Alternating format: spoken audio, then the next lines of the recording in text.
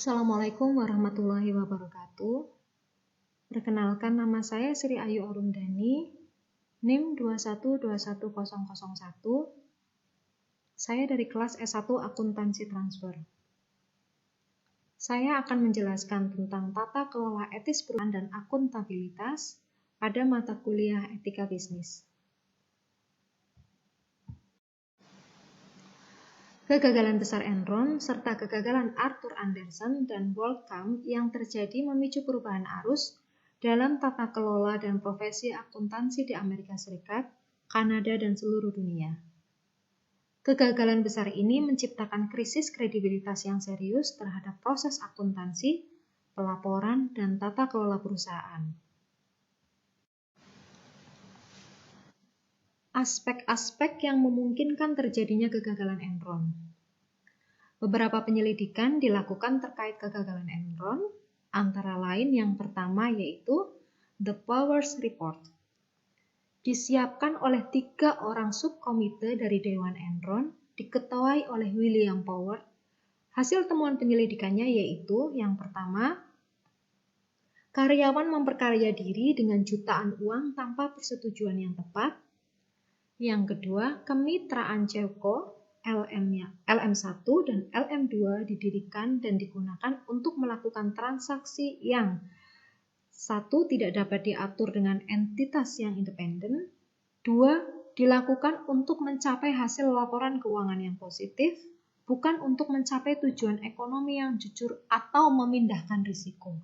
Yang ketiga, tidak sesuai dengan aturan akuntansi Amerika Serikat yang memungkinkan untuk menyembunyikan aset dan kewajiban atau utang.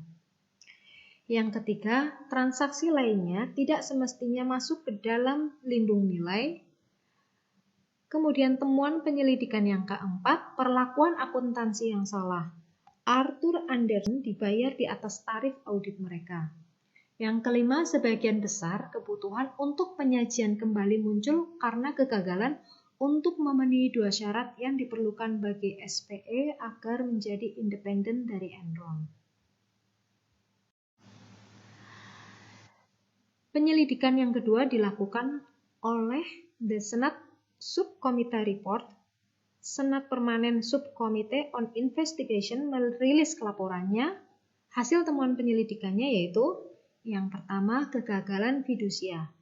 Dewan Direksi Enron gagal melindungi pemegang saham Enron dan memberikan kontribusi dengan membiarkan Enron terlibat dalam praktek akuntansi berisiko tinggi, konflik transaksi kepentingan yang tidak pantas, pengungkapan kegiatan penghilangan dokumen transaksi keuangan yang luas, dan kompensasi eksekutif yang berlebihan. Yang kedua, risiko akuntansi tinggi. Dewan Direksi Enron dengan sengaja mengizinkan Enron untuk terlibat dalam praktik akuntansi berisiko tinggi. Yang ketiga, konflik kepentingan yang tidak pantas. Dewan Direksi Enron menyetujui pengaturan yang belum pernah terjadi sebelumnya, yang memungkinkan CFO, yaitu Chief Financial Officer, Enron menyiapkan dan mengoperasikan dana ekuitas swasta LJM, yang melakukan transaksi bisnis dengan Enron dan memperoleh keuntungan dengan biaya Enron. Yang keempat, pengungkapan kegiatan-kegiatan penghilangan dokumen transaksi keuangan yang luas. Yang kelima, kompensasi berlebihan dan kurangnya kebebasan. Peran Arthur Andersen atau disingkat dengan AA. AA adalah auditor Enron, seharusnya bertindak sebagai fidusia profesional, menjaga kepentingan pemegang saham Enron dan perwakilan mereka serta Dewan Direksi Enron. Peran Arthur Andersen yang kedua yaitu sebagai konsultan akuntansi dan lainnya termasuk transaksi SPE. Yang ketiga, internal auditor. Yang keempat, penasehat masalah perpajakan. Yang kelima, penasehat pengkaji dari pengungkapan masalah keuangan. Kegagalan Arthur Andersen. Perusahaan audit Enron yaitu Arthur Andersen, perusahaan audit terbesar kelima di Amerika Serikat dan salah satu terbesar di dunia, dituduh melakukan obstruksi keadilan karena melakukan pemusnahan dokumen yang diduga penting bagi penyelidikan yang dilakukan oleh instansi pemerintah. Atas tuduhan ini, Badan Pengawas Pemerintah yaitu Securities and Exchange Commission atau disingkat dengan SEC membatasi layanan AA kepada perusahaan yang terdaftar di SEC. Sehingga pada akhirnya dihukum, kemudian akhirnya hancur dan sedikit demi sedikit diambil alih oleh pesaingnya. WorldCom, katalis akhir, yaitu perusahaan telekomunikasi raksasa di Amerika Serikat terbesar kedua dan memiliki aset 70% lebih besar dari Enron, mengumumkan mereka kelebihan arus kas dan mengalami kebangkrutan. WorldCom gagal karena penilaian bisnis yang buruk, di mana disembunyikan dari investor dengan manipulasi akuntansi dan kecurangan eksekutif. Reformasi Tata Kelola Sarbanes-Oxley Act atau disingkat SOX tahun 2002. SOX adalah tata kelola baru untuk perusahaan dan profesi akuntansi. SOX sendiri adalah hukum keamanan Amerika Serikat yang berlaku semenjak US Securities Act of 1933 dan Securities Exchange Act of 1934. SOX disahkan menjadi undang-undang pada tanggal 30 Juli 2002. Ketentuan SOX yang pertama, SOX telah menciptakan sebuah kerangka kerja peraturan internasional bagi perusahaan dalam mencari pasar modal Amerika Serikat dan auditornya. Yang kedua, SOX menetapkan standar baru pada tata kelola yang akan diterapkan pada semua perusahaan yang terdaftar di Bursa Saham Amerika Serikat termasuk perusahaan asing.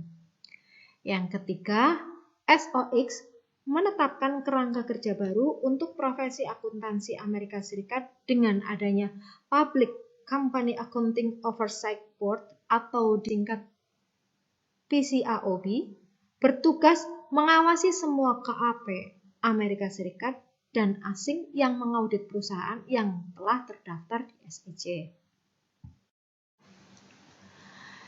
Dampak yang terjadi. Yang pertama, dampak terhadap tata kelola, akuntabilitas, dan pelaporan serta pada praktik manajemen. Kerangka tata kelola SOX akan memfokuskan perhatian para direktur dan manajemen pada isu-isu yang sangat penting tentang tata kelola dan pelaporan yang tepat, yaitu yang pertama, fokus spesifik pada peningkatan akuntabilitas dan pelaporan kepada pemegang saham publik, pengendalian internal, serta atas sertifikat palsu yang dianggap sebagai tindak pidana. Yang kedua, penguatan peran komite audit, independensi penuh para direktur yang menjabat. Yang ketiga, klasifikasi peran, tanggung jawab, serta kompetensi dari para direktur dan subkomite dewan. Yang keempat, definisi dan kode etik bagi CFO. Yang kelima, peningkatan denda yang dijatuhkan atas kesalahan.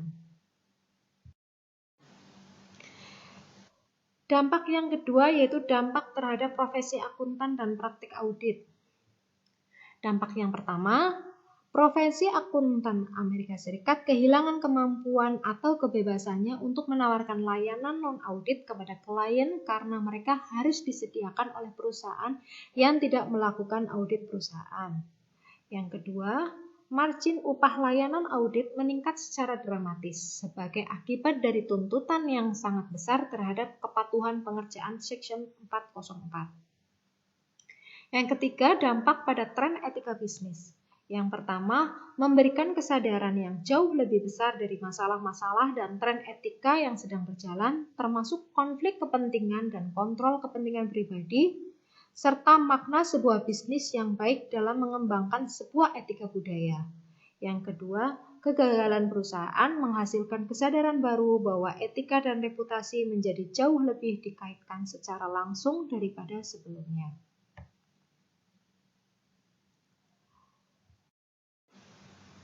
Kesimpulan yang dapat kita ambil yaitu kegagalan besar Enron serta kegagalan Arthur Andersen dan WorldCom yang terjadi memicu perubahan arus dalam tata kelola dan profesi akuntansi di Amerika Serikat, Kanada, dan seluruh dunia. Kegagalan besar ini menciptakan krisis kredibilitas yang serius terhadap proses akuntansi, pelaporan, dan tata kelola perusahaan, sehingga politisi Amerika menciptakan kerangka kerja akuntabilitas dan tata kelola yang baru, yaitu Sarbanes-Oxley Act atau disingkat sebagai SOX. Yang salah satu fungsinya adalah untuk memulihkan kepercayaan dan memungkinkan pasar modal kembali ke fungsi normalnya. Dan pada akhirnya, kebutuhan untuk bisnis dan pendidikan etika profesional yang digambarkan melalui kasus Enron, Arthur Andersen, dan Wellcome menunjukkan betapa pentingnya etika untuk perusahaan dan budaya perusahaan serta kinerja para akuntan profesional. Terima kasih, sekian penjelasan saya. Wassalamualaikum warahmatullahi wabarakatuh.